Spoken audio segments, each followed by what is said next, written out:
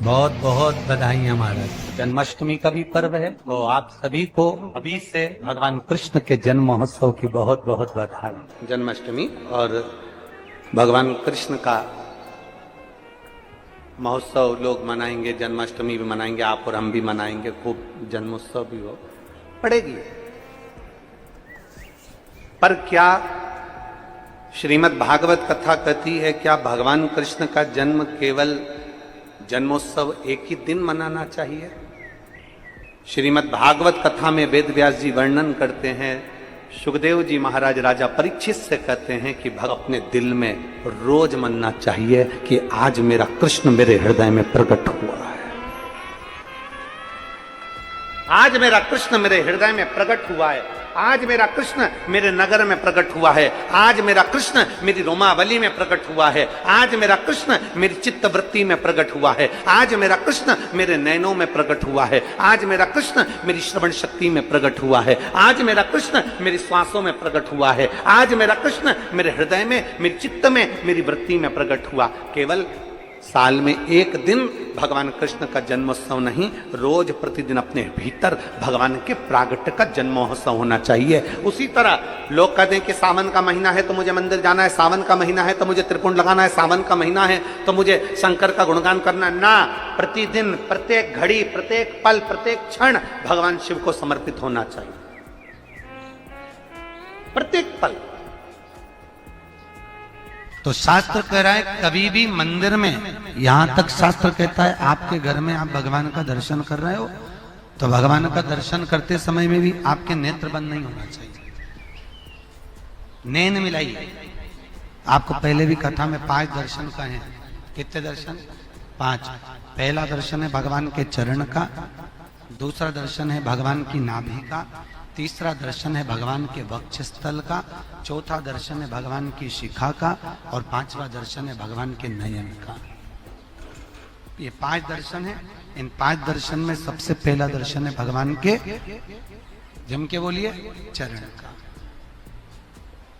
आखिरी का जो दर्शन कहा गया है वो 5वां जो दर्शन है वो भगवान के नयन का दर्शन, कि भगवान से नैन मिलाइए। नेत्र बंद कर कर नहीं बैठना।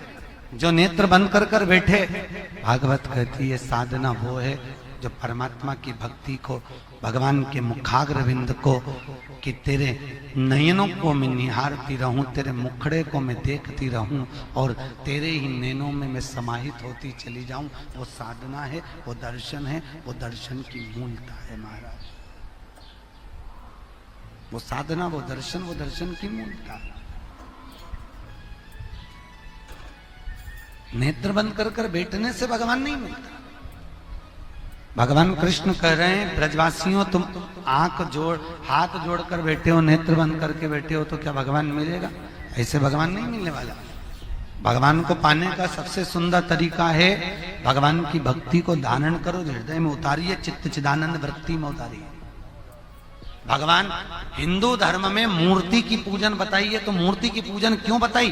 कि सामने मूर्ति होगी, तुम उससे नैन मिलाते रहोगे, परमात्मा तुम्हारे भीतर जाता रहेगा और तुम परमात्मा के भीतर जाते रहोगे। मूर्ति की पूजन इसलिए हिंदू धर्म में प्रथमता में वर्णित करी गई है महाराज।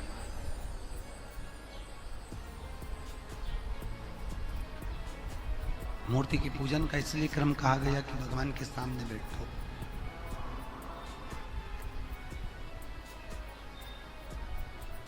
वो गीत गाते हैं ना, आ बैठ मेरे पास तुझे देखता रहूं, ना मैं कुछ कहूं ना तू कुछ कह। भगवान के मंदिर में कहा नहीं जाता, भगवान के मंदिर में पहुंचकर भगवान की मूरत के सामने खड़े रहकर, भगवान की मूरत के सामने बैठकर भगवान को देखा जाता है। भगवान आपको देखे और आप भगवान को देखें, बस यही निर्मल भक्ति का प्रतिबिंब बिंदु है। शास्त्र कहता है अरबों खरबों राधा जी की सुंदरता को इकट्ठा करो और उसकी सुंदरता का चूरा बना के पुतला बना दो। इतना कृष्ण मेरा सुंदर था, इतना सुंदर मेरा ठाकुर था, इतना सुंदर, जो देखता स्तुप्त हो जाता।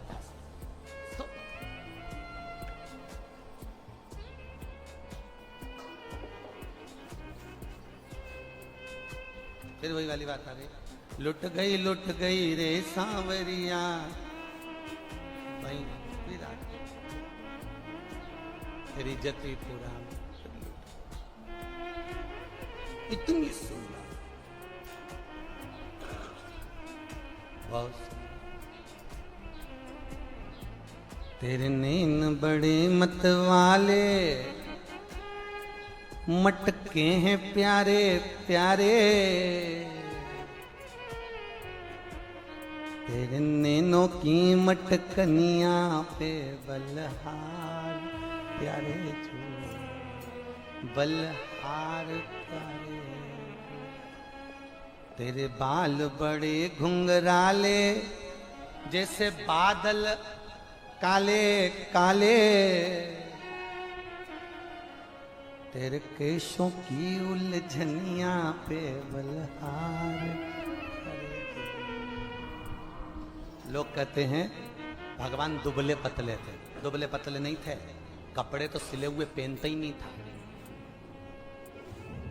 मैया ने नीचे एक झबला ऐसा बनाया था जिसमें नीचे सोने की चेन लटकती थी, उसमें घुंघरू लटकते थे, और जंगा छोटी छोटी ऐसी मोटी मोटी, पाँव में कड़ला, हाथ में सुंदर काले मोती और सोने के मोती की पहुंची, गले में माला, बड़ा बड़ा आंख, आंख में भी सुरमा, सुरमा में भी एक आंख का सुरमा पूला बिल्ला जैसा, एक सही रहता था, एक हमेशा बिगाड़ लेता था, रोता था तो एक ही मलता था, बिल्ला जैसा हो जाता। चुटैया, चुटैया में मोती लटक रहा है, मोती को पकड़ के मुंह में ले लिया, और किसी ने कहा कन्हैया भाग, और ऐसा ठुम ठुम ठुम ठुम भागे जहां लुढ़क जाए तो कहीं गाय अपने बछड़े को दूध पिला रही हो, वहीं जाके छुप जाए, और गाय के बछड़े को चिमटी खोड़ के भगा दे और खुद थन को मुंह में लेके चूसता रहे, और इसका भाई इसको ढूंढता रहे गया का, मालूम पड़े गैया के नीचे सो रिया, दोने हाथ पकड़े दोने पांव पकड़े, टामाटोली कारी, आलकी की पालकी जय कन्हैया लाल की। ब्रह्मा जी मन में सोच रहे ये देवता ओंधा लटका है, शुद्धता।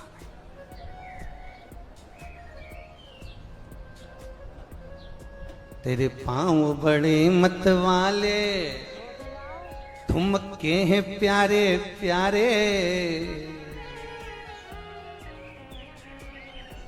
तेरे पावन की पे जनिया पे बलहार प्यारे जो, बलहार प्यारे जो। बड़े सुंदर है, बड़े सुंदर। ना कजरे की ढाल, ना मोतियों के हार, ना कोई किया श्रृंगार, फिर भी कितने बड़ा, अति रमणीय। देखो देखते रहे। बांके बिहारी मंदिर कौन कौन गया वृंदावन के? कभी एकादशी पे गए हो? मां एकादशी के दिन एक साध्वी आती है, शाम को 6:30, एक सन्यासन सफेद कपड़े में। वो पूरे महीने में केवल 2 बार एकादशी पे दिखती है। बिहारी जी के मंदिर में आती है, फूलों की माला बनाकर लाती है, बिहारी जी को दिखाती है, सामने बिहारी जी को दिखाएगी, और बांके बिहारी के गले में जो भी फूल की माला होगी वो अपने आप टूट के नीचे गिर जाती है, और सन्यासन अपने गले में जो माला दिखाती है वही माला पहनकर बाहर निकलकर चली जाती है। वो केवल एकादशी पे आती, शाम को 6:30।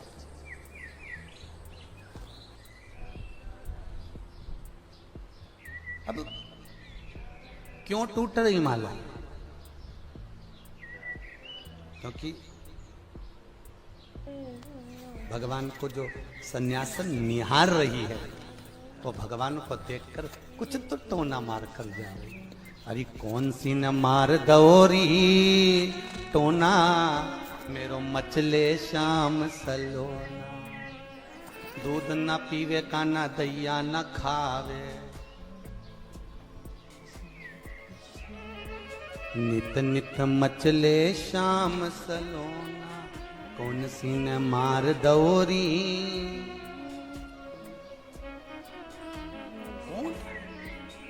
भगवान की प्रीति में।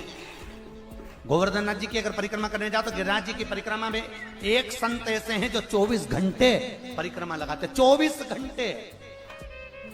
ना सोच निवृत्ति के लिए जाते हैं, ना वॉशरूम जाते हैं, 24 घंटे परिक्रमा चल रही है, एक क्षण के लिए भी नहीं रुकते। परंतु लोग परिक्रमा करने कहां जाते हैं? लोग तो बस कोलू के बेल की तरह घूम के आ जाते। कभी हमारा निवेदन है, कभी परिक्रमा करने जाओ तो एक एक शिला का दर्शन करके आओ, एक एक शिला का दर्शन। गिरिराज बाबा की एक एक शिला पर जाइए, संतों से मिलकर आइए। जो संत गोवर्धन नाथ जी की कंदराओं में पड़े रहते हैं, निकलते परिक्रमा करते फिर अंदर चले।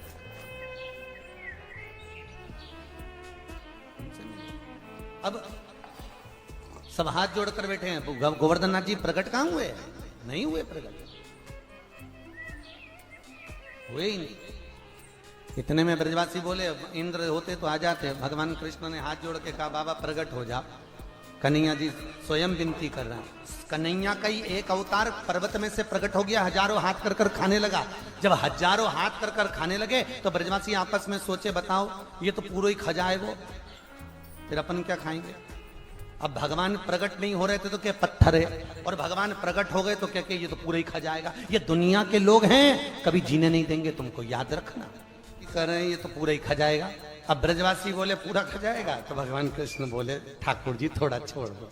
गोवर्धन नाथ जी ने हाथ को रोक लिया। जब हाथ को रोका, रोकने के बाद में जब भगवान रुके तो भगवान ने कहा आज के बाद में किसी के सामने जीमने नहीं आऊंगा। भगवान चले।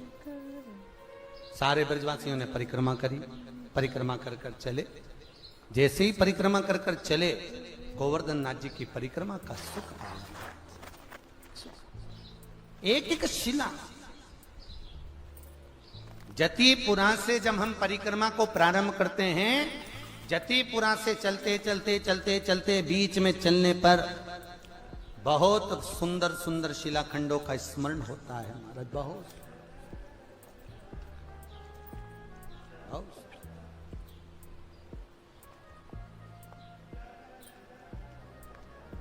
और आपका जो भाव है वो गोवर्धन नाथ जी के प्रति समर्पित कर कर परिक्रमा जब भी करो, बड़ी अलमस्ती में धीरे धीरे गिरिराज जी का स्मरण करते रहो।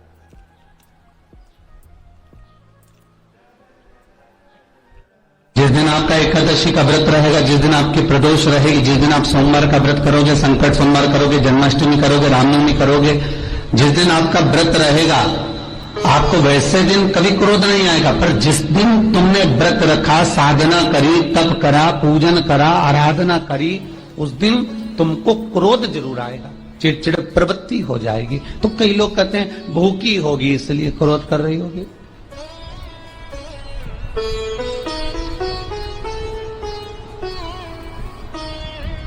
कई लोग कहते हैं कि भूख लग रही होगी इसलिए चिड़चिड़ प्रवृत्ति हो गई होगी। नहीं नहीं भाई, भूख से उसका कोई ताल्लुक नहीं है, क्योंकि रोज कोई जरूरी है कि वो इतना खाती हो कि नहीं खाती हो। कभी कभी तो दिन भर भूखी रह जाए तो भी क्रोध नहीं है। उसका कारण केवल इतना सा है कि उसका जो भजन का तेज पुंज है, उसके भजन का जो तप साधना है, वो इतनी प्रबल हो जाती है कि देवताओं को, इंद्र को बोलना पड़ता है कि इंद्र इसने 16 सोमवार कर लिए, इंद्र इसने मंगलवार कर लिए, इंद्र इसने ये व्रत पूरे कर लिए, और अगर इसके व्रत ये पूरे हो जाएंगे तो वर देने के लिए जाना पड़ेगा।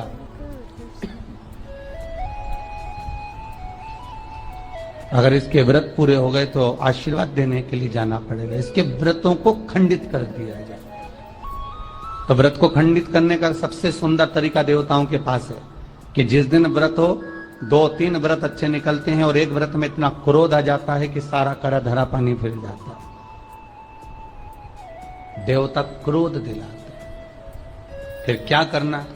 तो शास्त्र कहता है कि जिस दिन आपका व्रत है उस दिन एक काम जरूर करना कि भगवान का मंत्र जाप कर कर, भगवान का स्मरण कर कर, कटोरी में जल लेकर, पात्र में जो जल रखा हो, पूजन पाठ करते समय, स्मरण करते समय वो जल का पान अवश्य करें।